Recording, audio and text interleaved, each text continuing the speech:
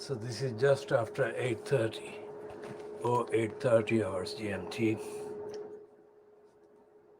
on Wednesday, the 29th of December 2021. This is part A of the KhoodeelaarTV television channel being broadcast only on the internet, not on satellite, not on terrestrial, not on cable platforms. And this is being broadcast at shortly after 08:30. Well, 08:31 hours GMT on Wednesday, the 29th of December 2021. This is a campaign broadcast. It's not a commercial broadcast. It's totally 100% broadcast on not-for-profit basis. And it is part of the nearly 70 years old movement that includes the movement for the defense of the community in the East End of London. And this is something that is unique, literally unique, and no similar program, no similar broadcast, no similar range or quality or standard or morality or ethics can be found anywhere else on any platform, terrestrial, satellite, cable, or internet. And this description includes the operations by the various so-called mainstream kind of big-sized media corporations in the USA, in the UK, in North America, elsewhere, and in the Western European hemispheres. And this piece on the front page of the Financial Crimes, we call it Financial Crimes because it is not truthful. And it is part of the narrative, the agenda of the big business conglomerates, as well as the military industrial complex and its agenda, as interpreted by the Western European states and powers. In our disclaimer saying that there is no other platform or program that can be compared to this world exclusive broadcast, we are now headlining this as the BabyAngelGeronimo editions. Now, there are two items in the Financial Times which in effect behaves as financial crimes, as I said just now. There are two items about courts of law in Russia, and let's see, one is court of law in Russia and the other is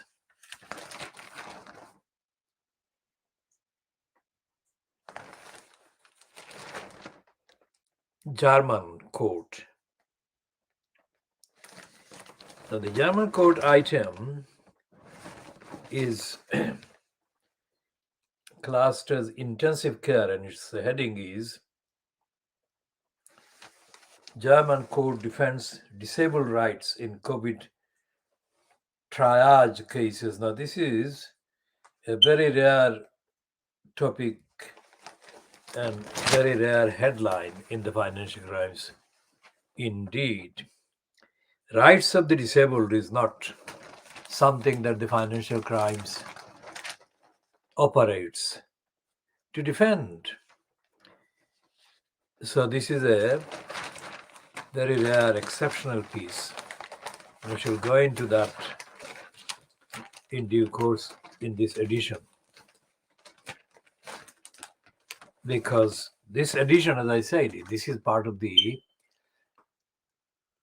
BabyAngelGeronimo editions, which means that in the examination diagnosis of Fleet Street as a colluder to the depraved cabal fronted by Boris Johnson, we have factually, evidentially, contextually examined over the last few months the behavior of three separate so-called High Court judges. First of all, it was a liar called Murray. Murray was the first one, and then sequentially, chronologically, it was Griffiths, and the latest one has been Stacey. All three separately kind of sitting High Court judges in England have behaved as rubber stamps for the corrupt cabal fronted by Boris Johnson, who has been fronting the crook, depraved Defra fronter George Injustice Eustace. So when the financial crimes emphasizes the Russian court, and then it says shuts, the shutting is the core event in the headline or the heading.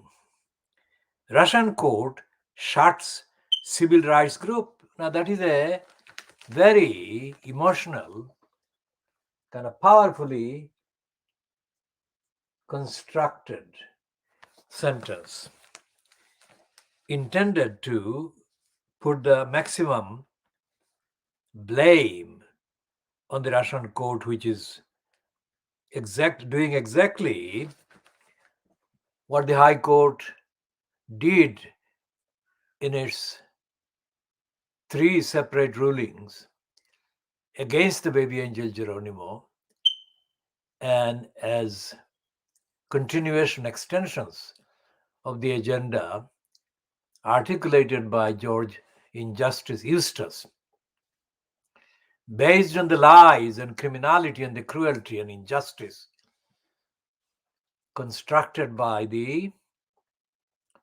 chief veterinary officer, a woman called Christine Middle Miss. Christine missed the middle of the truth, the center of the truth, so she missed. So that is what the rulings by Murray, Griffiths, and Stacey did. What the financial crimes is saying, the Russian court has done in this report.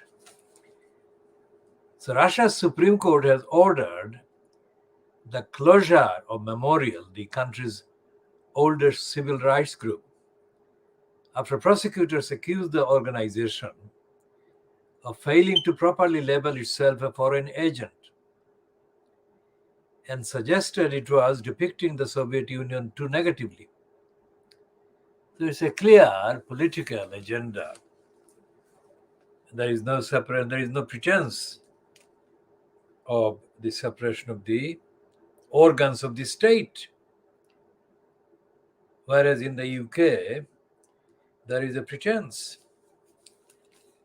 And the pretense was persistently exposed by the criminal collusion by Murray, Griffiths, and Stacey against the application for various aspects of the applications made on behalf of BabyAngelGeronimo to look at the evidence of the state of BabyAngelGeronimo's health according to due process, according to rule of law, according to transparency, and all the other supposed criteria, which were all flouted by Murray, Griffiths, and Stacey. We shall come to the details of the updated kind of details, or updating details, in due course. Now, let's read this one again. This is a byline to somebody said to be datelining from St. Petersburg. It's somebody called Polina Ivanova. Russia's Supreme Court has ordered the closure of Memorial, the country's oldest civil rights group, after prosecutors accuse the organization of failing to properly label itself a foreign agent and suggested it was depicting the Soviet Union too negatively. And the next paragraph is the legal action capped a year of unprecedented crackdown on dissent by the Kremlin, including the jailing of opposition leader Alexei Navalny and pressure on activists and independent journalists, as well as other political opponents of President Vladimir Putin. Two former local leaders of Navalny's movement were detained yesterday. Memorial, dubbed Russia's conscience by some, has worked since 1989 to document and preserve the memory of Soviet atrocities, from mass executions in the 1930s to the many millions of people who went through the Gulag forced labor camp system. The group, which counts Nobel Peace Prize winner Andrei Sakharov among its founding members, was accused by government prosecutors last month of breaking a law requiring it to label its publications and online posts as having been produced by a foreign agent. The government has said the law protects Russia from covert foreign influence. Many non-government organizations, media outlets, and journalists are now required to display the label on each of their Twitter and other posts. Memorial, designated a foreign agent in 2016 by Russia, has denied failing to mark its materials properly. During yesterday's Supreme Court hearing, State Prosecutor Alexei Zafarov accused the civil rights group of being too negative about the past and suggested it was doing so on the behest of foreign donors. Memorial creates a false image of the Soviet Union as a terrorist state, Zafarov said before the verdict in comments yesterday by the Novaya Gazeta newspaper. Memorial has said it will try to continue its work, which includes archival research into the activities of security services during the Soviet era, including the KGB, where Putin once worked. Putin has said that Memorial has supported extremist groups. It's an accusation also levied by Russian authorities against the Memorial Human Rights Center, an affiliate, and documents contemporary abuses and maintains a list of political prisoners. It also faces liquidation in a parallel trial in a Moscow court today. That is Wednesday, the 29th of December 2021. Now, all the elements, all the activities, and all the kind of disciplines covered by the work of the memorial organization are treated, of course, as being too serious for the image of Russia as fronted by Vladimir Putin. That is an issue that is worth, if not trillions, hundreds of billions of dollars equivalent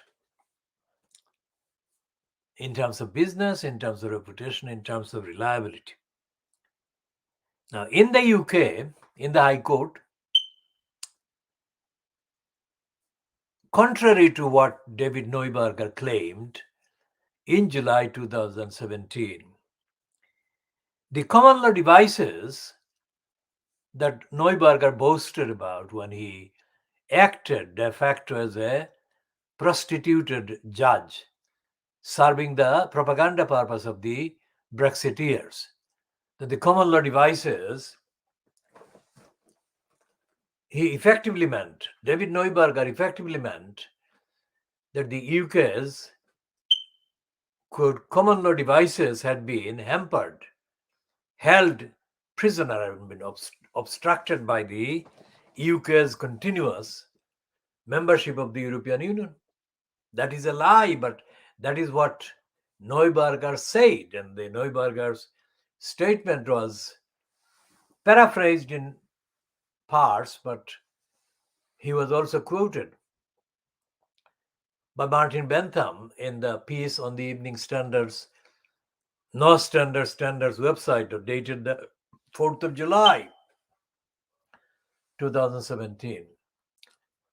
Now, quite apart from the general prostitutional promotion of the so-called common law devices, the inherent built-in kind of corruption of the English judicial bureaucracy is to be found in the fact that any appeal from a so-called lower tier of the court to a higher, so-called higher tier court can only be justified if there was, or there has been, or there can be shown a legal kind of defect in the decision in the process of the court appealed against.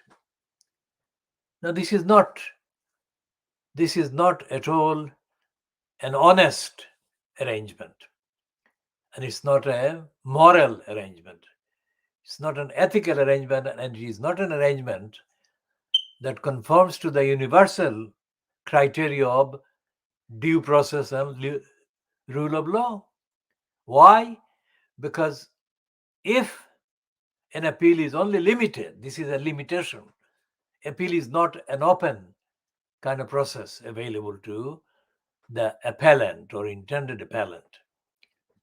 This limitation on the process of appeal actually denies the idea of appeal, the purpose of the appeal, because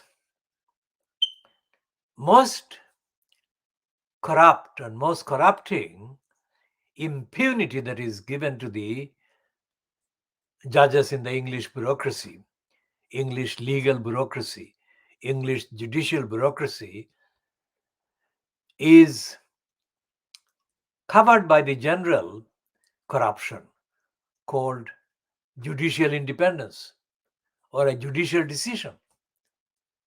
That means that all the illegalities, all the flouting of the law by the judge or the judges, if there are more than one in a particular sitting, all the illegalities are covered by their de facto impunity from accountability and challenge by the very general and misleading and false kind of provision that their decisions are judicial decisions, cannot be appealed against, cannot be complained against.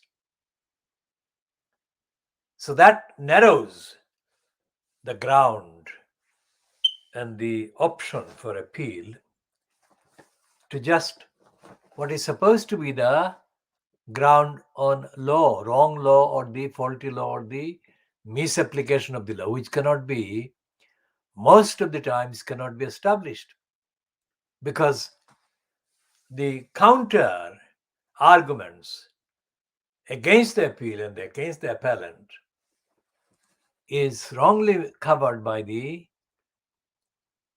provision of the judicial independence and judicial decision. So if anyone wants to kind of appeal any, let's say, memorial cannot appeal against the Supreme Court, of course. The Supreme Court of Russia or the Supreme Court of any other country. Because most of the appeals, most of the challenges, most of the disagreements with the decision by the so-called highest court of the land take up a lifetime of waiting and meddling and bureaucratic kind of interference. So the judiciary in England, as is the judiciary in Russia, is corrupt to the core, prejudiced and biased, and is illegal, operating illegally, and the legality and illegality defined in this statement by international objective criteria and standards.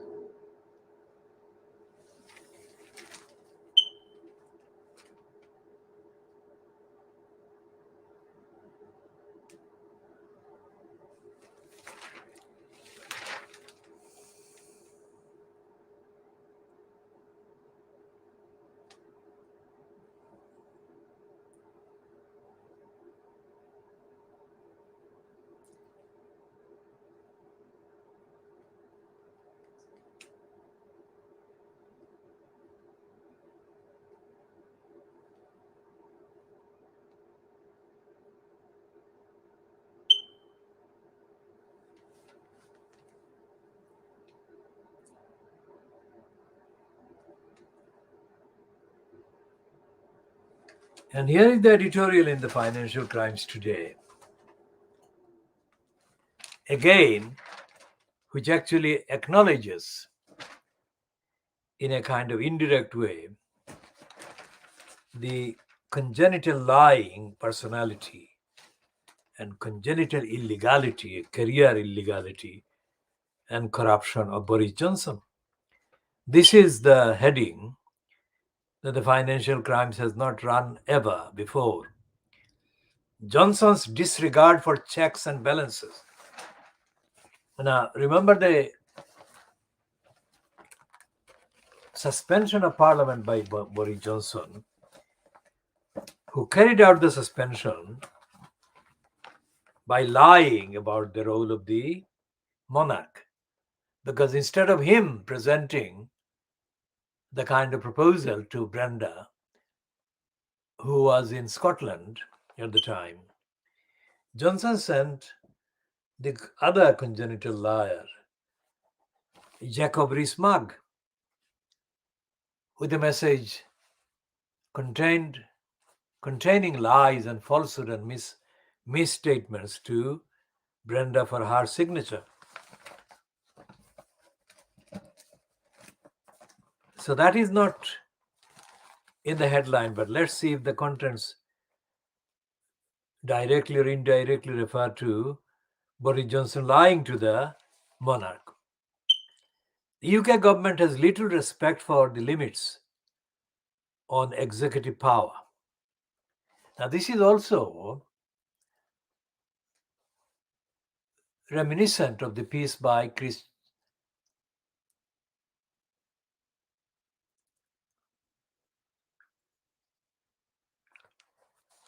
the Financial Times, a senior reporter, who published on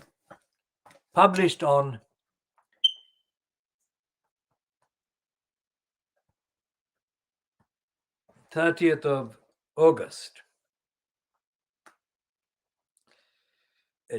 a piece about the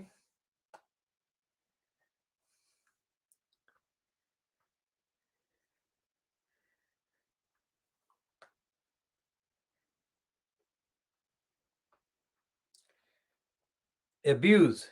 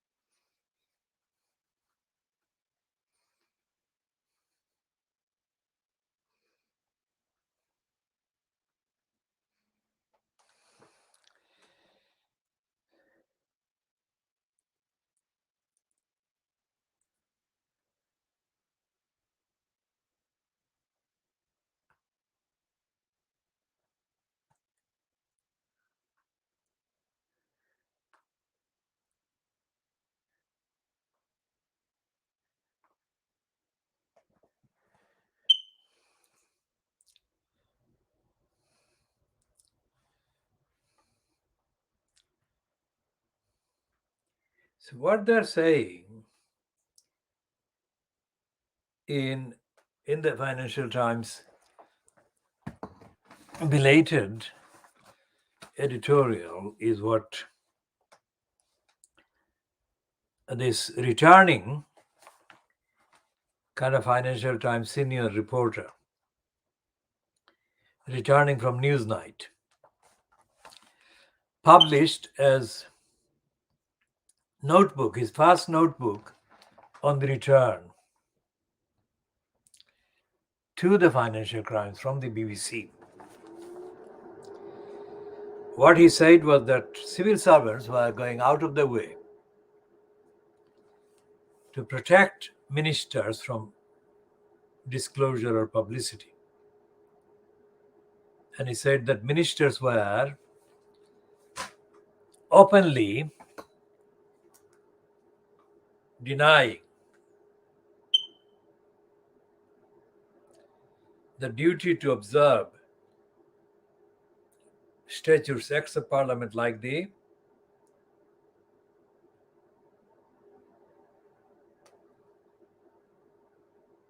freedom of information.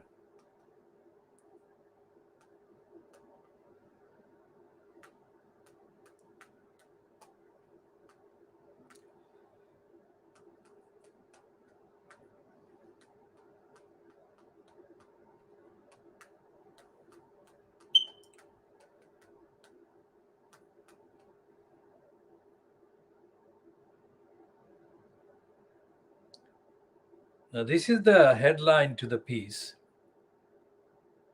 Byline to Chris Cook in August 2021. Headline is UK officials are going to great lengths to keep their secret secret.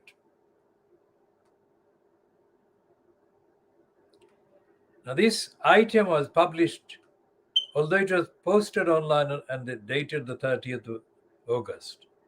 It was actually posted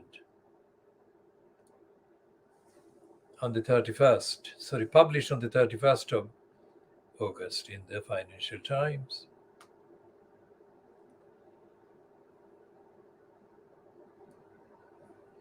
And Chris Cook's piece was followed by a piece similar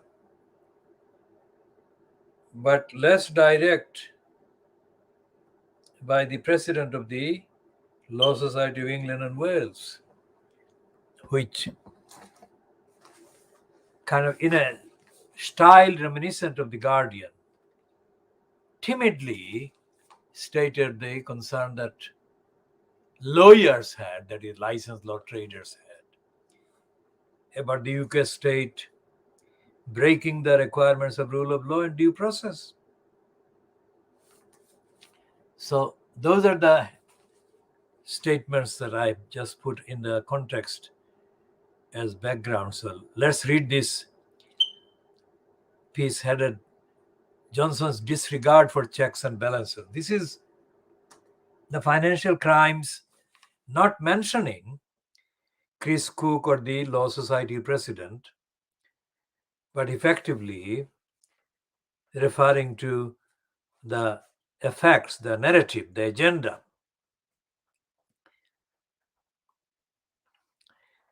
It said the last year, that is 2021, has seen rules to restrict the powers of judicial review, threats to the funding of the BBC, efforts to install cronies into key roles on public bodies, and draconian legislation curbing the power of protest. Now, this is a very short kind of sentence, but it actually contains all the wrongdoings that the Financial Crimes knows has been happening, but is not naming. For instance, the Financial Crimes has never actually referred to the depravity of the DEFRA organization, which is part of the government departmental kind of operations by the UK central government.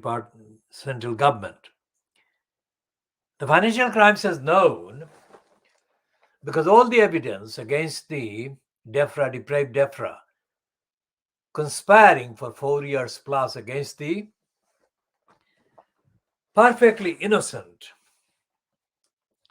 and the healthiest BabyAngelGeronimo, all the evidence that were publicly issued by people who were opposing the depravity of the DEFRA department were known to the Financial Crimes as well as to others in Fleet Street. So the Financial Crimes made an intentional decision not to publish anything like what this editorial is suggesting it is concerned about. And that was part of the narrative, the part of the cruelty and lack of compassion agenda that has violated innocent lives right across the spectrum and is continuing to violate. So let's see this timid editorial in the Financial Crimes.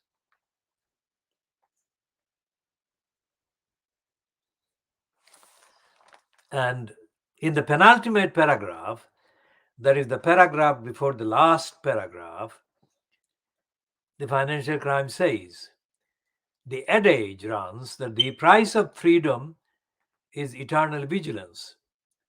Well, the more popularly cited version is the opposite way. Constant vigilance is the price of liberty. And the next sentence is, in the face of rising populism, Western democracies are having to confront the unpleasant fact that norms they had long taken for granted are less secure than they had wished to believe. Johnson's fault is less a desire to weaken democracy than not caring enough about defending it. But the dangers are the same. Now, this is the corruption of Fleet Street, corruption of Financial Crimes, which is what we say, that everything, every apparent statement or suggestion apparently critical of Johnson as the congenital liar is then contradicted by something else in the same paper, same article, same copy, which is what is happening here. Johnson's fault is less. They're already denying that Johnson has the fault. Less a desire to weaken democracy than not caring enough about defending it. Now, anyone who has been reading the evidence, as reported by even Fleet Street over the last few months, will know that the financial crimes is lying there. That Johnson is not actually defending democracy at all. And Johnson is intending to undermine, scrap democracy, which is what happened when he suspended Parliament.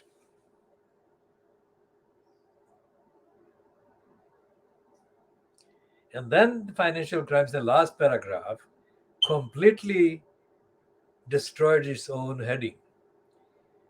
This is the lie that they are saying in this sentence.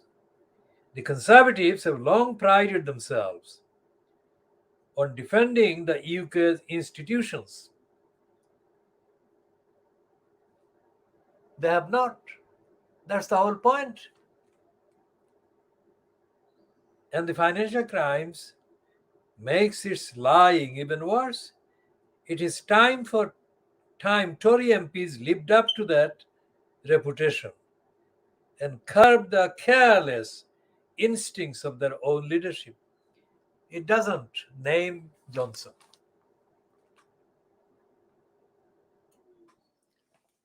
So this heading in the financial crime, Johnson's disregard for checks and balances, is doubly untruthful and misleading.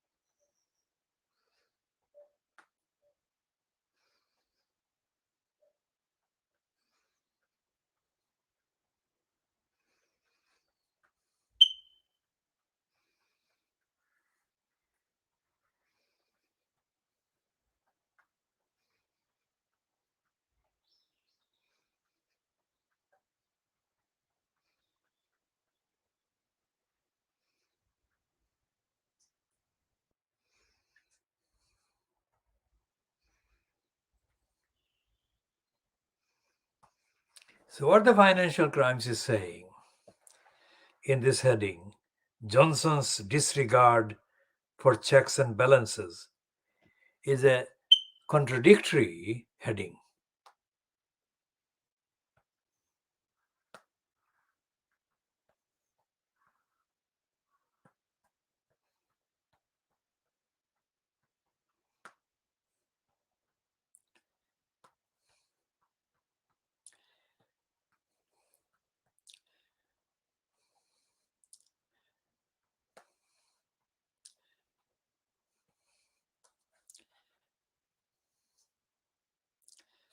Because it says the leadership. It's not the leadership, it's Johnson himself.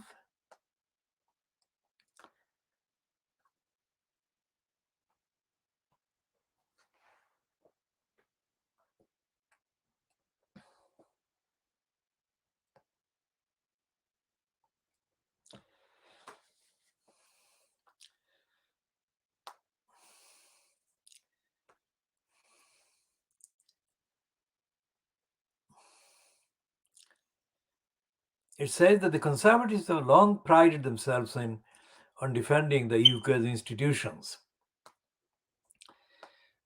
Does that word institutions include the colonialist, imperialistic, racist institutions? The financial crimes doesn't say that, but that is what it means, because in the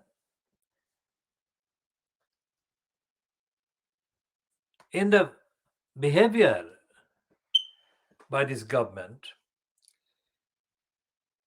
in contempt, in contemptuous disregard, not just for the checks and balances that are mentioned in today's leader comment. The UK government, despite being signed up to the international treaties that uphold the objective international values that are denied by the likes of the UK. And there is no difference between the conservative so-called and the so-called opposition. In the UK, our point is that Keir Starmer is the political murderer of the actual Labour Party as an opposition, as the democratic opposition to the current kind of regime.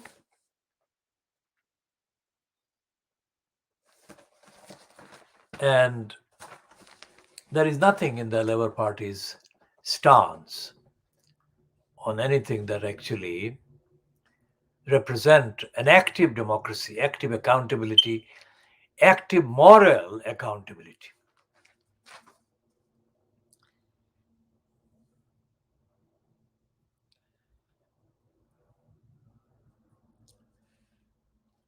And this piece about the kind of betrayal of the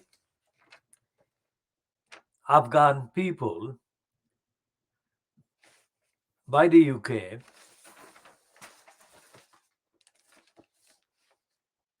this piece is actually mentioning the Foreign Office as the once internationally lauded department.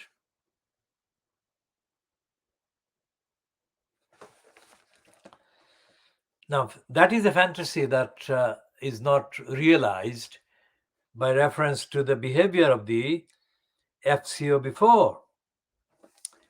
And the financial crimes says that the FCDO, which is what the FCO has been renamed. This is a piece by Laura Hughes, political and diplomatic correspondent. And what they're doing is focusing on current Foreign Secretary Liz Truss and saying that she has the responsibility for repairing tattered relations with the EU after Brexit. Now that's a contradiction in terms on the facts, because Liz Truss is one of the Brexiteers. She will not either have the intention or the will to repair anything. In fact, the worse the relationship with the EU, the better it is for her profile on the evidence.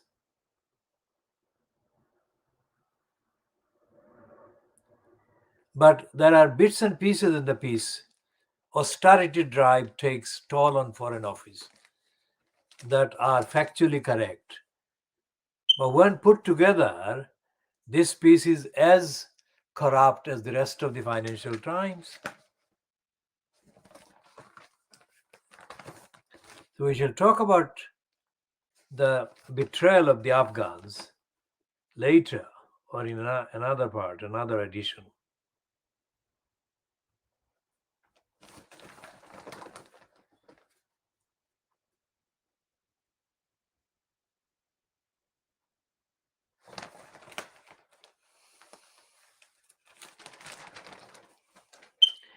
The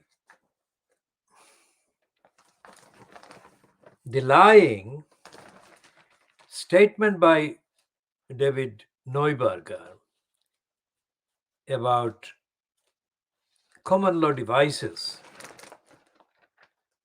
the lying assertion is exposed in the fact that there is no common law. There is no common law guarantee, there is no common law route for remedies by the many, by using the common law devices and the common law adherent judicial bureaucracy in this country. There is none. That's number one. Number two is too many acts of prejudice based on race, class, ethnicity, and faith. Too many acts of prejudice and depravity by the occupants in the course of the judicial kind of bureaucracy as judges at various tiers. Too many of them are prejudiced. And there is no forum. There is no forum in the UK, assuming UK is still existing, where the many, even notionally, even in theory, seek remedies.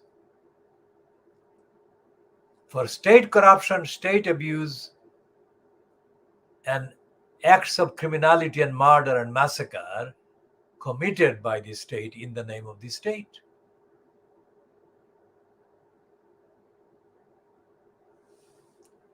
And the licensed law traders individually are not fit for license, even if the licensing authorities like the INSOP Court and the Law Society were themselves separated from the personal upbringing of the licensed law trader, applicants and lay traders. And there is no alternative.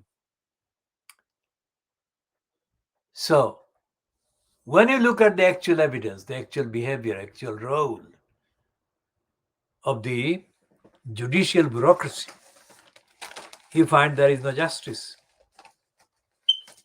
in it anywhere. So we go back to the financial crimes piece about Germany, where the German court is defending disabled rights in COVID triage cases. Germany's highest court, that is the Supreme Court equivalent, has demanded greater protection for disabled people in COVID-related cases of triage, when doctors treat only those patients with a greater chance of survival and abandon others to their fate. The Constitutional Court told Parliament to legislate to ensure that people with disabilities are not discriminated against in the allocation of intensive care treatments that have become scarce as a result of the pandemic. So this is an admission by the Constitutional Court of the corruption in the German system and the German kind of medical or health system.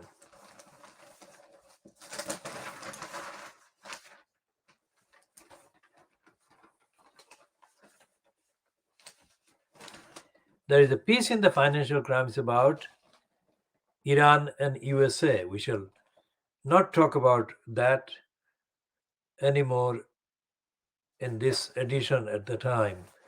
Let's move over to the other Fleet Street papers.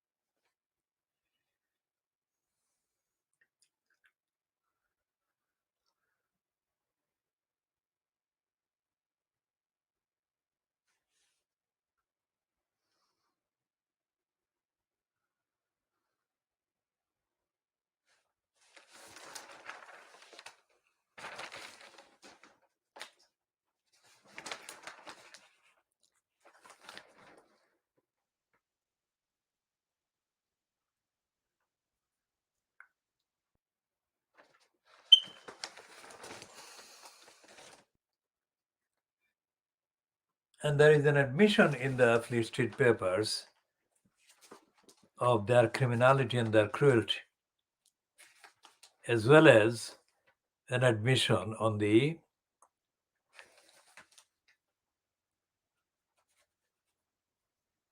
not fit for purpose professionals called the vets, veterinary surgeons.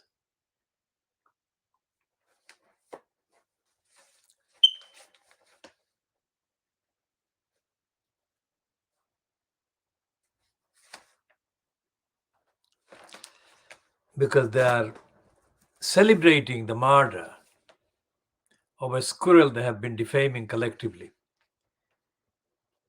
as the psycho squirrel.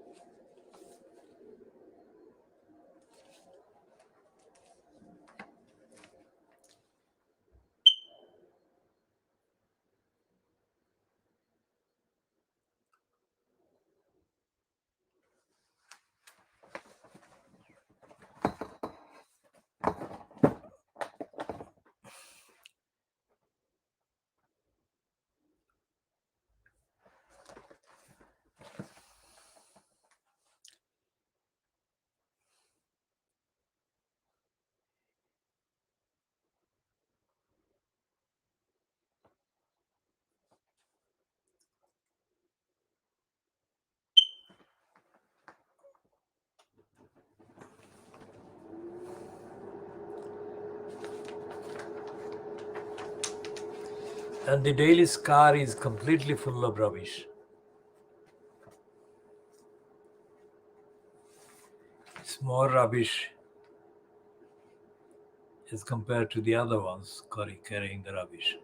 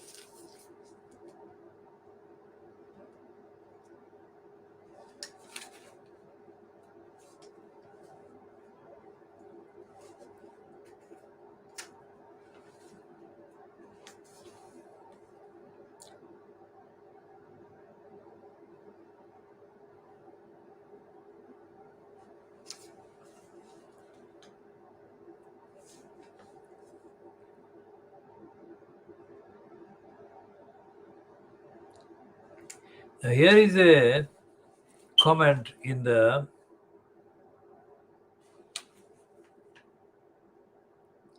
Times on page 12, which is headed Afghan exit will backfire on West, warns Gordon Brown.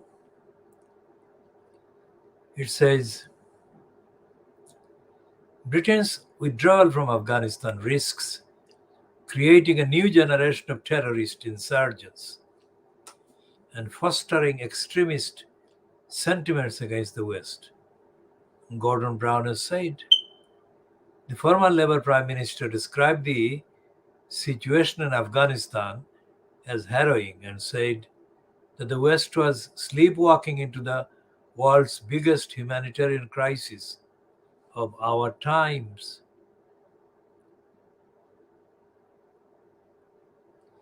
In an article for Times Red Box, Brown said he feared that abandoning the world's poorest people would feed anti-Western resentments that may come back to haunt us. Martin Griffiths, the United Nations Under Secretary General for Humanitarian Affairs, said last week that by the middle of next year, 97% of the Afghan population could be deemed too poor to fend for themselves. He said that 23 million people were already facing hunger. Now, what does that mean? It means that Gordon Brown is an opportunistic liar. Why? Because he boasted during a trip abroad, including in Africa, while he was in post as the occupant at number 10 Downing Street. Gordon Brown defiantly boasted that he would not say sorry for the British colonialism, imperialism, and that he would not say sorry for racism. What does it mean when he now says that British withdrawal from Afghanistan, the way it has been done, and the exposing of 97% of Afghans to hunger would come back to haunt the West, because the new younger Afghans harboring resentment against the West will become terrorists. It actually means that Gordon Brown, in common with the Conservative Prime Minister John Major at the time in 1992, when I broadcast on Channel 4 News slot,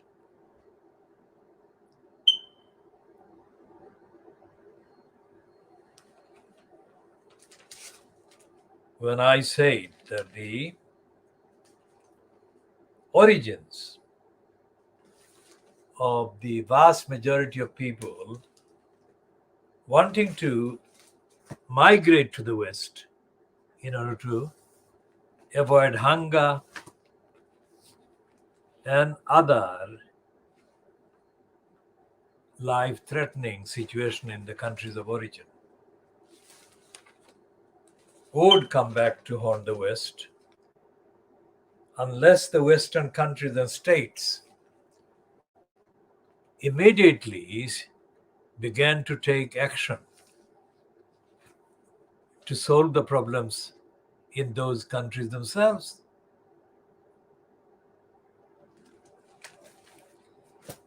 I have said this 29 years ago. I said this, and for the following 29 years, the behavior, the actions of the states, including the actions of the UK,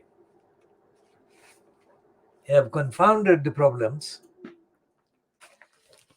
and have created a situation where even the likes of Gordon Brown is admitting something that he would not have admitted at the time when he said boastfully that he was not going to apologize for British Empire. This is the British Empire, the fault of British Empire that he is now condemning about Afghanistan. And he's only condemning that because Gordon Brown wants to project himself as a player on the international stage. He has always done that. But he has done that in the mode of the Guardian, half right and half wrong, but persistently racist, as we have summed up in the tweet posted on our Twitter account earlier today. Would Gordon Brown agree to respect the people of Afghanistan in terms of their religion, in terms of their faith, in terms of their culture? I doubt it. And until and unless the likes of Gordon Brown and the United Nations High Commissioner humanitarian issues stop proselytizing, stop equating the poverty and hardship and famine and hunger in countries like Afghanistan with the absence of Western values, the absence of colonialism, absence of Christianity, let's say. So the Fleet Street Papers and Gordon Brown, the likes of Gordon Brown and the other politicals, are following the same narrative, the same agenda, the same criminality. And there is nothing to challenge any of that. There exists nothing within the UK kind of political system, so called. Not in the UK Parliament, not in the UK media, of course, and not in the UK academic institutions, and not in the UK parties, political parties. Is there even a consistently running evidence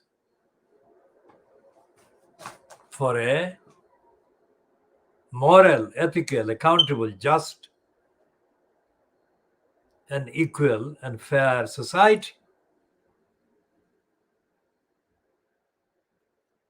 This piece attributed to Gordon Brown is not a piece that supports the idea of universal humanity, universal justice.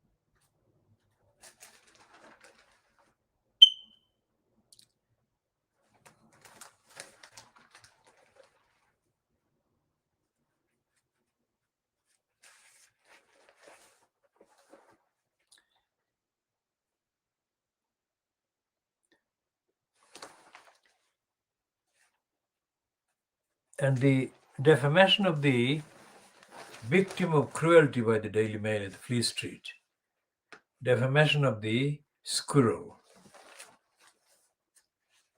actually confirms the inhumanity and cruelty and criminality of those who run, write, and edit and commission the likes of the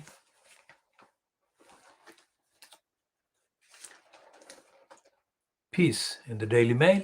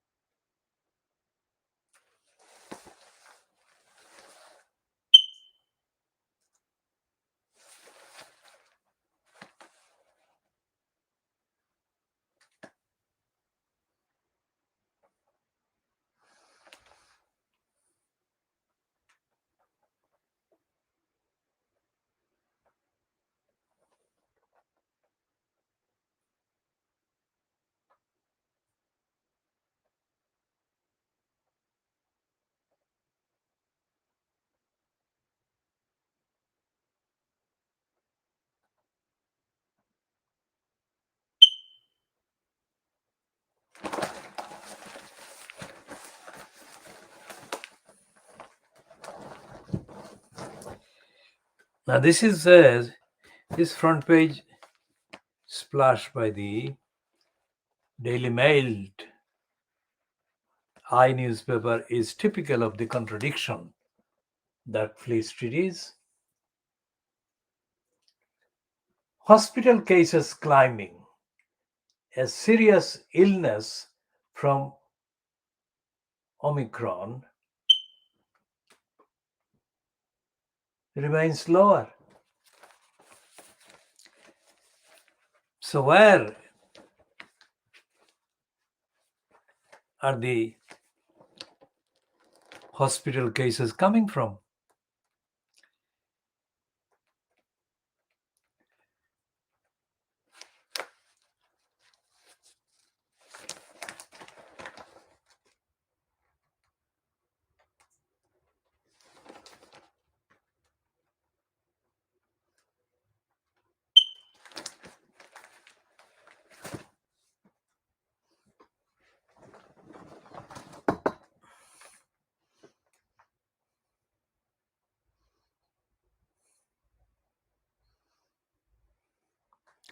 So we shall be continuing